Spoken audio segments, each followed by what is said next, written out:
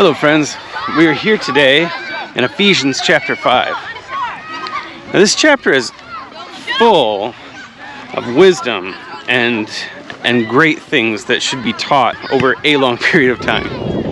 And yeah, I feel like if I was a pastor right now and this was a church, I might take several weeks to talk about all the things in this chapter, but I'm just going to highlight the things that stuck out to me. So, in the beginning, it says that we should be imitators of God, imitators of Christ, in this world. And it says, and that we should walk in love. Now, I think it's interesting how many times this idea of walking, we walk in the Spirit, we walk in love. It's this idea that this is the way that our life should be. This is the way that we should live out our day. So he's saying we need to walk in love, and he's giving all these positive examples for what we should do, and then he gives us these negative examples for things that we shouldn't do. And out of the things that he mentions that we shouldn't do, I'm going to highlight one of them just because it's kind of in dispute these days. One of them is sexual immorality. I'm bringing that up because a lot of people in our culture today are taking this and they're trying to make it mean something that it doesn't mean. They're trying to twist the words so that they can justify different things that they may be doing in their life. But it's clear what it's saying here. So sexual immorality, it is kind of a blanket word. It's been translated well. The word in the Greek is porneia. It's where we get our word pornography from. And the idea is that it kind of covers just, sexual immorality. The word doesn't mean anything specific, but we do know that in some translations it's fornication. Now that people tend to just talk about premarital sex or sex outside of marriage at all. And that is a good definition for it. And what they're pointing out is that it doesn't mean that, and that's absolutely not true. It absolutely means that. It's just that it doesn't just mean that. It could also mean watching pornography. It could also mean, I heard some other people give a list, but I won't even mention the list of all the things that it could mean.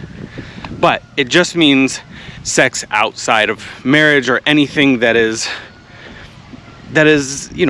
unclean or unwholesome or not good for your sexual health within a marriage.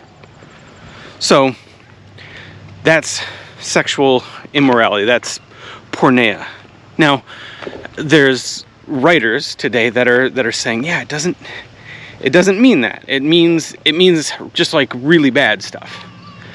So it means everything. That's why it's translated sexual immorality. It's just everything. So it's important to highlight this. Later on in this chapter, it says that sin should be brought to light. It's important that when you see sin, that you bring it out in the open, so that it won't have this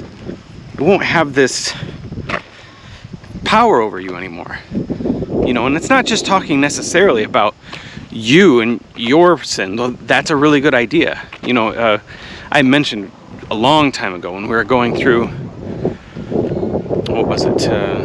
Matthew chapter 5, and when there's something that Alcoholics Anonymous does, where they'll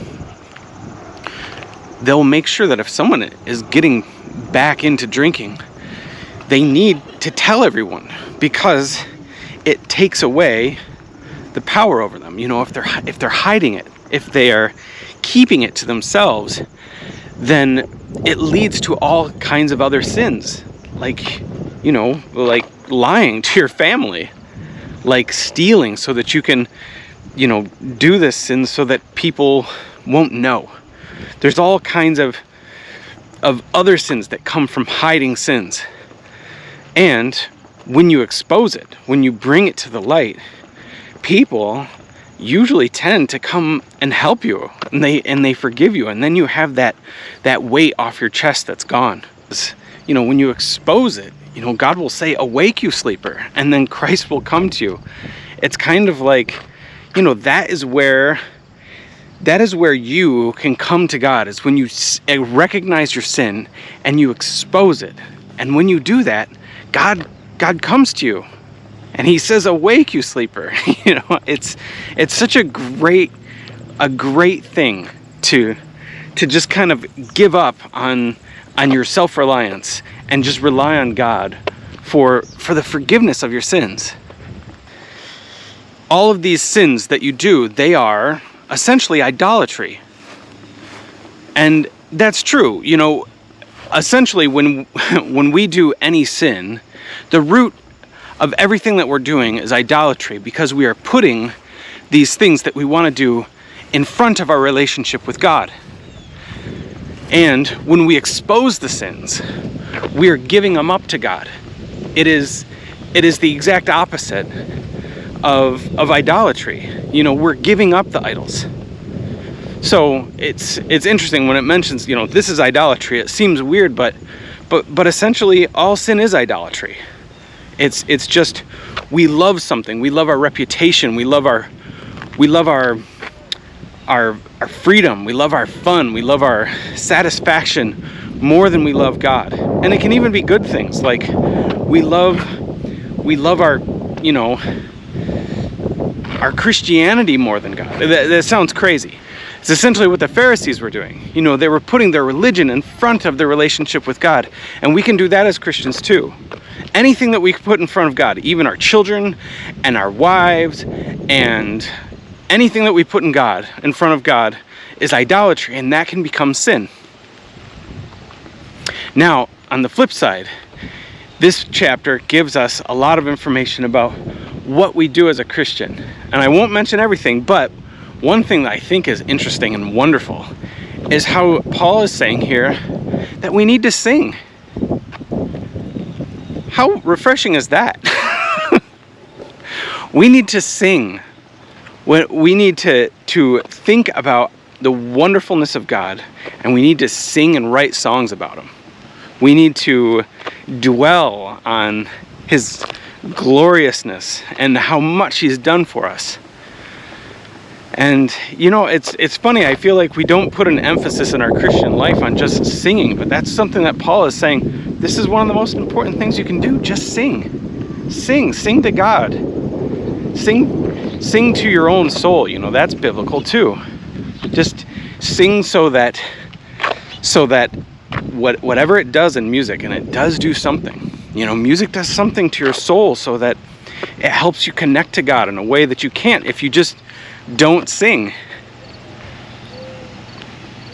So the last part of this chapter is very important, and it's talking about wives and husbands. It's talking about marriage. And it says essentially, you can get the idea from just this idea that women should respect their husbands and husbands should love their wives. There's a whole book series on this idea of love and respect. And women, I shouldn't say women, but many women of the culture today take a big issue with this idea that women are supposed to submit to their husbands. It says submit to your own husband. It doesn't say women should submit to all men. But even that, they'll take issue. Like, I'm supposed to submit to some husband? I even know some women who have taken that part out of their marriage vows that says that she should obey. And it's, they take it out, but what they don't take any offense with is, what if it was reversed? My wife was just talking to me about this. She read this yesterday, and she was saying, I read this, and it was saying, wives, submit to your husband. But then it was saying, husbands, love your wives the same way that Christ loved the church. And he, by dying for it, how would the women react if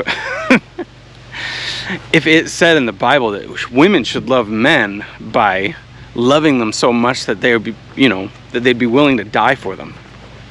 That would be even worse, but they don't. They forget that. Women are supposed to submit themselves to their husband. They're supposed to respect their husband, and husbands are supposed to love their wives completely sacrificially. Now, it's interesting to note, this is something that you would get if you read the Love and Respect books, but it doesn't ask men to respect their wives, and it doesn't ask women to love their husbands. And part of the reason it doesn't do that is because women just will love their husbands. Women that's how they communicate. Love is just something that's built into their system. And men are built to respect each other. They respect other men. They respect women. Some of them do. If they respect them, men are geared toward respect, and women are geared toward love. And so it's telling it's telling all the men, love your wives, don't just respect them.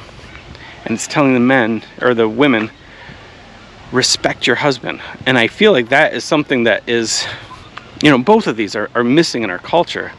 But it's important. It's important for your relationship that you give your spouse what they really long for. And it's important to know also that what you're modeling here is something that God ordained. God made it so that we would love and respect each other as a symbol of the way that God made marriage to look like Christ in the church. So if you do that, this is something that God hardwired. If you go against it, it will go against you. Men, you should love your wives. And women, you should respect your husband.